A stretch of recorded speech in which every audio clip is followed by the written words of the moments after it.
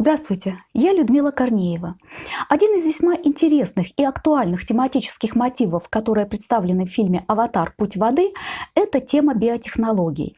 Именно через призму этой вполне современной темы в фильме Кэмерона поднимается и древнейший вопрос о сущности человека. Постановка и этой темы, и этого вопроса в значительной мере связаны с образом полковника Куорича. Да, все мы помним, что полковник Куорич погиб еще в первом «Аватаре». В «Пути воды» одним из героев является уже его рекомбинант.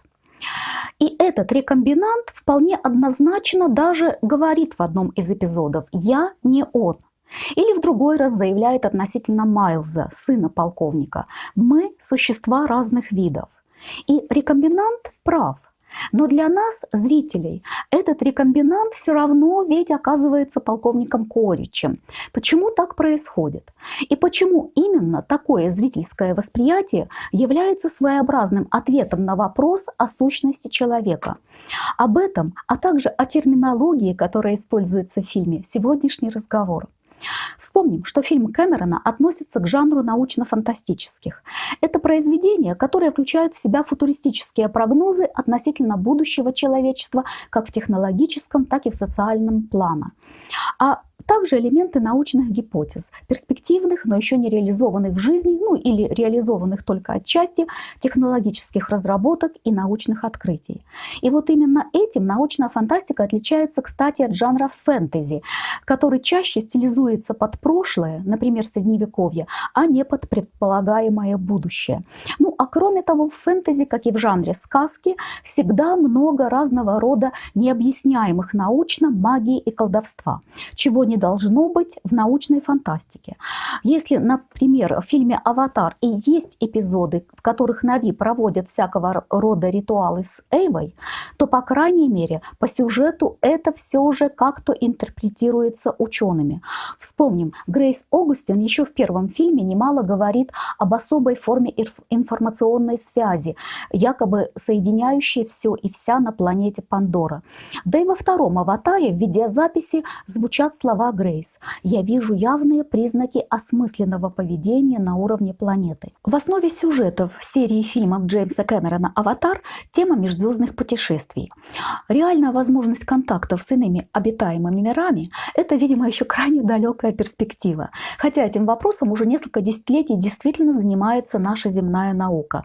В одном из будущих видеоэссе я, возможно, более подробно остановлюсь и на этом аспекте сюжета «Аватаров». Но, как я уже сказала, есть в фильме «Аватар. Путь воды» и более актуальная уже для нашего сегодняшнего дня, абсолютно, как говорится, рабочая научная тема – технологическое воспроизведение и генетическая модификация организмов. Все мы в реальной жизни не только наслышаны о ГМО, генетически модифицированных организмах, но и уже почти привыкли, например, употреблять пищу с содержанием генетически модифицированных растений. И даже привыкли с юмором относиться к иногда встречающейся маркировке на бутылке, например, воды: «не содержит ГМО». На самом деле страхи по поводу ГМО – это преимущественно обычная реакция, которой люди абсолютно всегда и почти без исключений встречали какие-то принципиально новые технологические изобретения. Можно вспомнить, например, изобретение книгопечатания. Первая книга, напечатанная Гутенбергом, Библия, была ведь воспринята со страхом и отторжением. Практически все, в том числе и священники, говорили, что это дьявольская Библия. И тот, кто прикоснется к такой искусственной книге, навсегда, мол, погубит свою душу. Или вот, например, в XIX веке многие всерьез ведь обсуждали непоправимый вред, который наносит человеческому организму передвижение в новом тогда еще виде транспорта – поезде. А уж сколько недоумения и даже страха возникало порой у зрителей на первых киносеансах на заре кинематографа. Но вот когда биотехнологии касаются не растения или животного, а человека, то к чисто технологическим научным проблемам и предубеждениям добавляются и действительно серьезные вопросы мировоззренческого, морального и даже юридического характера. Поэтому образы аватаров и особенно рекомбинантов и все с ними связанного – это действительно один из нескольких интереснейших и важнейших именно содержательных ракурсов в серии фильмов Джеймса Кэмерона «Аватар». При всем внешнем сходстве аватары и рекомбинанты по своей сущности между собой все же отличаются. В них воплощены несколько разные задачи, функции и набор технологий. Вначале об аватарах, о самом термине «аватар» и о том, как идея этих образов появилась у режиссера. Термин «аватар» взят Кэмероном из индуизма. Я уже говорила, что многие детали в его фильмах были инспирированы именно восточными культурами. Например, синяя кожа Нави – это ведь тоже отсылка в том числе и к некоторым божествам индуизма. На санскрите аватар, или правильнее даже аватара, буквально означает нисхождение. И применяется это слово для обозначения той материальной формы, в которой божество воплощается на земле, среди людей. Это может быть как антропоморфный, то есть человекоподобный облик, так и форма с обликом животного, например, лошади, черепахи, рыбы, водоплавающие птицы. Кэмерон говорит, что сам принцип, именно идея аватаров как перемещение сознания в другой объект, пришла к нему во время погружения к затонувшему «Титанику». Исследования останков корабля проводились тогда с помощью управляемых подводных роботов. Каждый исследователь мог управлять одним таким, можно сказать, своим собственным роботом, как бы перенося свое сознание, свои желаемые действия вот в этот дистанционно управляемый аппарат. Фактически, по такому же именно принципу люди используют в фильме генетически модифицированные тела Нави, называемые аватарами. Вспомним, что аватары не обладают не только собственным сознанием, но даже сколько-нибудь развитой автономной нервной системой. При выходе хозяина аватара из капсулы управления аватар фактически падает замертво, как будто впадает в летаргический сон. И только те аватары, которых Нави провели через ритуал с Эйвой, получают таки полную субъектность и личность своего бывшего хозяина. И только вот после этого они действительно становятся полноценными биологическими разумными существами. Но еще раз подчеркну, что личность они получают не какую-то вот уникальную собственную, а именно личность своего бывшего хозяина. То есть фактически ритуал с Эйвой и индивидуализация бывшего аватара – это то же самое, что делают позже и люди, создавая уже не аватаров, а рекомбинантов. То есть можно сказать, что мы имеем дело с двумя возможными вариантами пути воды, которые оба могут вполне успешно привести к одному и тому же результату. А теперь о рекомбинантах. Термин «рекомбинант», как и многие другие научные термины, образован на основе лексики и грамматики латинского языка. «Ре» – это приставка, которая чаще всего обозначает возобновление, восстановление чего-то. Значение приставки «ре», именно как возобновление, восстановление, имеют такие известные нам слова, как ремонт, реставрация, реконструкция и даже религия. Вот слово «религия» состоит из частицы приставки «ре» и латинского же по происхождению слова «лига», то есть связь, союз. Вспомните вот название некоторых организаций с этим словом, например, Лига наций, Лига арабских государств, Высшая футбольная лига. И даже, кстати, прием легато, связанное исполнение в музыке, тоже от слова «лига». То есть религия означает буквально возобновление связи, восстановление союза. Ну, имеется в виду возобновление связи, союза человека и Бога. Иногда эта же приставка «ре» обозначает повторность действия, а еще реже противоположное действие, вот как в слове «революция». Но возвращаемся к фильму и рекомбинантам. В слове «рекомбинант» «ре» используется для обозначения повторности действия. Вторая часть термина, то есть комбинант, происходит от тоже латинского слова, обозначающего объединение, соединение, сочетание. Вспомните такие хорошо знакомые всем слова, как комбинат, комбинезон, комбинация. И заметьте, как изящно и просто великолепно у Кэмерона все согласовано. Вначале, в первом фильме, появляется термин «аватар». Слово заимствовано из санскрита, где оно используется в религиозном контексте. И полноценную личность в том фильме эти генетически модифицированные существа получают в процессе неких вот таких квазирелигиозных ритуальных действий Нави, связанных с Эйвой.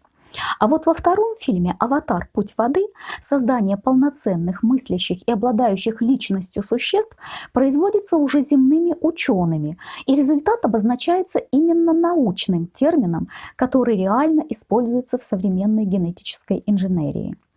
Вообще генная или генетическая инженерия – это довольно широко применяемая сегодня биотехнология, которая в первую очередь связана с такими науками, как молекулярная и клеточная биология, генетика, микробиология, вирусология. В наиболее общем представлении это методы и технологии выделения из клеток организма генов и всякого вот рода манипуляций с этими генами, в том числе и введение их в структуры других организмов и создание так называемых рекомбинантных РНК и ДНК. То есть рекомбинант – это организм, геном РНК и ДНК которого является результатом повторной, измененной, не такой, как прежде, комбинации исходного родительского генетического материала. То есть вот взяли некий исходный родительский генетический материал и скомпоновали или перекомпоновали его иначе, повторно, по-другому. В результате и получается рекомбинант.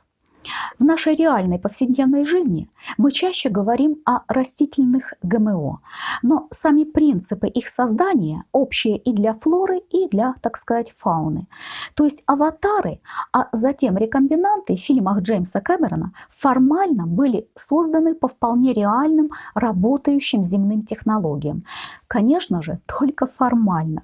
Вот давайте не будем увлекаться настолько, чтобы забыть, что перед нами так называемый фикшн, выдумка, художественное произведение, да еще научно-фантастический фильм, в котором авторы могли вполне проигнорировать, например, вопрос о самой совместимости земных и пандарианских РНК и ДНК, как и много других моментов, в том числе и юридических.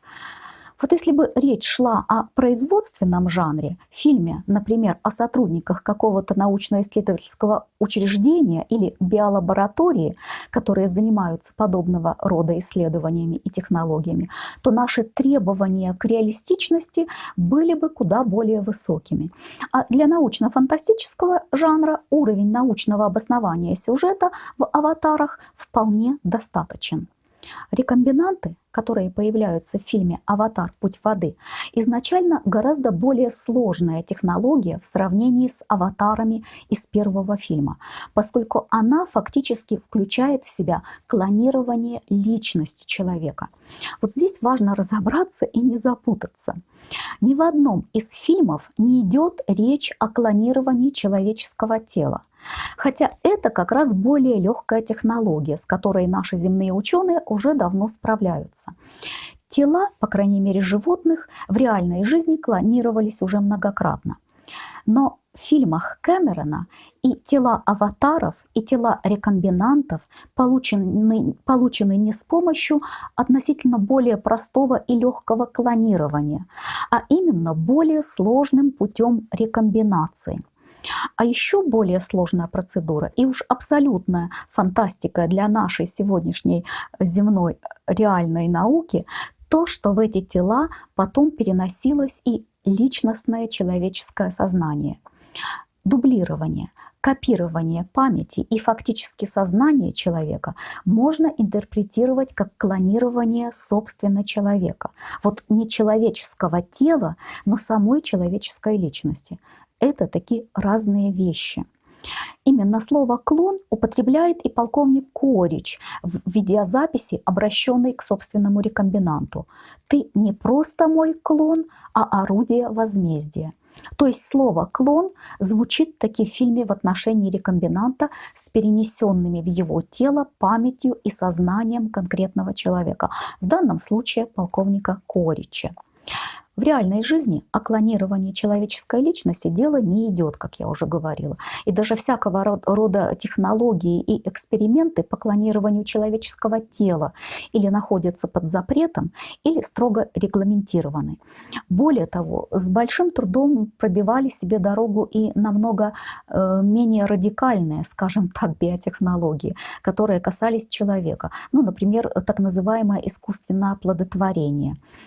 Но нужны ли запреты на определенные манипуляции технологий в отношении человека? Скорее да, чем нет. Но при этом должна быть найдена правильная грань. Вот та именно черта, за которой должен уже начинаться запрет. Например, искусственное оплодотворение, так называемое инвитро в пробирке, нужна многим людям практика. Не счесть, сколько детей уже появилось на свет благодаря ей, и сколько появилось счастливых родителей, у которых по каким-то причинам не получалось родить ребенка иным, так называемым естественным путем. С другой стороны, все, что касается таких тонких вопросов, как воспроизводство человека как вида, действительно требует очень внимательного и обдуманного подхода. Физическая или технологическая способность что-то сделать не означает автоматического права на это действие. Самое интересное в этом сюжетном мотиве с рекомбинантами – это вопросы гуманитарного характера. Опять же процитирую Кэмерона, его слова, сказанные в интервью с Гильермо Дель Торо. Экзистенциальные вопросы находятся в самом сердце научной фантастики. Кто мы? Почему мы здесь? Что такое сознание? Что такое душа? Что значит быть человеком? Вот этот последний вопрос, что значит быть человеком, один из главнейших в фильме Кэмерона «Аватар. Путь воды». И некоторые важные и значимые ответы на него дает образ полковника Куорича, образ его рекомбинанта. И дело касается не его активных действий и участия в сражениях. Это, конечно, в фильме тоже есть и тоже интересно, но важнее и интереснее другое. Это процесс его самоидентификации. Вспомните, когда рекомбинант впервые приходит в себя, он, можно сказать, автоматически набрасывается на находящихся рядом других рекомбинантов, увидев в них не таких, как он, существ, врагов, с которыми он прежде воевал. Но потом приходит понимание реальности, долгое рассматривание себя, привыкание. Кстати, обращу ваше внимание на одну из изюминок или жемчужинок, украшающих сценарий содержания фильма. Полковник Куорич, поняв, что он теперь в ином теле и осмотрев себя как в зеркале в отражении стекла, говорит: «Вот так поворот». На английском эта фраза звучит как «that's the twist». Твист – это действительно поворот. Но интересно, что твист – это еще и неожиданный сюжетный ход. То есть это кинематографический термин для обозначения таких вот неожиданных для зрителя сценарных поворотов. В том эпизоде получалась великолепная словесная игра. И, в принципе, это слово как термин можно было бы оставить без буквального перевода. Но я полагаю, что все же сделали правильно, что перевели эту фразу дословно. На самом деле не так уж много людей знают вот этот твист как термин, да и не обязаны знать. Это все же скорее уже профессиональная кинематографическая терминология. И для большинства зрителей вот эта языковая игра все равно бы потерялась. Можно и так сказать, что это шутка для своих, для посвященных, для профессиональной кинематографической среды, где знают, что такое твист в профессиональном сленге. И это не снобизм по отношению к публике, вот не надо так думать. Это естественное свойство постмодернистского текста – отвечать очень разным и вкусам, и потребностям, и подготовке зрителя. Каждый увидит в таких произведениях что-то свое, а что-то, конечно, и не заметит. Но вот чтобы действительно по достоинству оценить фильм, о подобных изящных смысловых деталях тоже желательно знать. Тогда будет меньше и вот этих всяких разговоров о якобы слабости сценарной формы. После этого первого неожиданного и эффектного появления рекомбинанта именно как личности полковника Куорича, дальше на протяжении всего фильма в разных ситуациях повторяется и повторяется вопрос: а полковник ли? А человек ли теперь Куорич? И раз за разом следует ответ: да, человек. Да, несмотря ни на что, это именно полковник Куорич. Давайте вспомним эти насыщенные смыслом эпизоды. Первый из них – это находка полуистлевшего человеческого тела полковника Куорича. На вопрос одного из солдат рекомбинантом: «Похороним, что ли?» Полковник ничего не отвечает. Он смотрит некоторое время на человеческий череп в своей руке и затем раздавливает его, превращая в прах. Крайне интересный эпизод. Это ведь в первый раз был задан вопрос, является ли рекомбинант полковником Коричем. Раздавливая череп своего бывшего тела человека, Корич молча дает сразу два ответа: подчиненному на вопрос «надо ли хоронить?» и ответ зрителям на вопрос «полковник ли рекомбинант?». Суть ответа – да, рекомбинант и есть полковник Корич, поэтому хоронить некого, он жив. В следующий раз тот же вопрос об идентичности полковника и его рекомбинанта, о сущности рекомбинанта, будет задан в эпизоде с пытками, которым подвергли паука Майлза. И опять рекомбинант оказывается полковником Коричем, поскольку не выдерживает вот этих пыток собственного ребенка, своего сына, и вмешивается в происходящее. Причем вопреки субординации, самовольно останавливает аппарат. А для служаки полковника Корича нарушить субординацию – это фактически невозможный, непозволительный поступок. Но именно так он впервые действительно показывает себя отцом и спасает собственного ребенка. Обратите внимание, что все действия рекомбинанта по преследованию Джейка еще не обязательно подтверждают его человеческую индивидуальность, его сущность именно как полковника Корича. Можно сказать, что он же был с такой целью и создан, как орудие возмездия, просто элементарно запрограммирован. Но вот в эпизодах с ребенком, с сыном, он проявляет такие качества, такое поведение, которое однозначно не было и не могло быть запрограммировано. Отношение к сыну показывает, что у рекомбинанта не просто память, но человеческая личность полковника Корича, которая продолжает развиваться, испытывать человеческие чувства и изменяться. Еще более очевидным образом это повторяется в эпизоде, в котором Нейтири приставляет нож к горлу Майлза. И рекомбинант опять оказывается отцом, человеком, полковником Коричем. Да, в фильме звучат слова «ты ему никто, он тебе чужой». Да и сам полковник Корич их произносит. Он говорит мальчику: «Я вообще-то не он, формально мы с тобой абсолютно чужие». Но это формально. Слова – это одно, а чувства и поступки говорят о другом. Рекомбинант и есть настоящий полковник Корич, отец мальчика Майлза Паука Сокорра. В чем смысл этой сюжетной линии и такого настойчивого, многократного вопрошания о человеческой сущности рекомбинанта полковника Корича? Смысл, видимо, в том, что в фильме Джеймса Кэмерона «Аватар. Путь воды» среди ряда вопросов глубочайшего философского уровня поднимается и вот этот вопрос о сущности человека. Вот тот самый, который среди прочих важных вопросов находится, по словам самого Кэмерона, в сердце научной фантастики. Что значит быть человеком? А кроме того, Джеймс Кэмерон как-то сказал, что центральной темой его фильма «Аватар. Путь воды» является тема семьи. И, видимо, именно поэтому очеловечивание рекомбинанта полковника Корича происходит именно как проявление его отцовства, его отцовских чувств. Быть человеком – это, среди прочего, и любить своего ребенка, если он есть, заботиться о нем, спасать его, если понадобится, даже если вы имеете разные убеждения или жизненные позиции, и даже если вы принадлежите вообще к разным видам существ. Вот как полковник Корич и его сын. И еще один интересный тонкий момент. Не показалось ли вам, что у рекомбинанта полковника Корича, похоже, больше отцовских чувств к Майлзу, чем было у того же полковника Корича в его бытность в человеческом теле?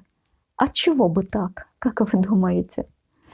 Это не последнее мое видеоэссе о фильме Джеймса Кэмерона «Аватар. Путь воды». Всего доброго и до новых встреч!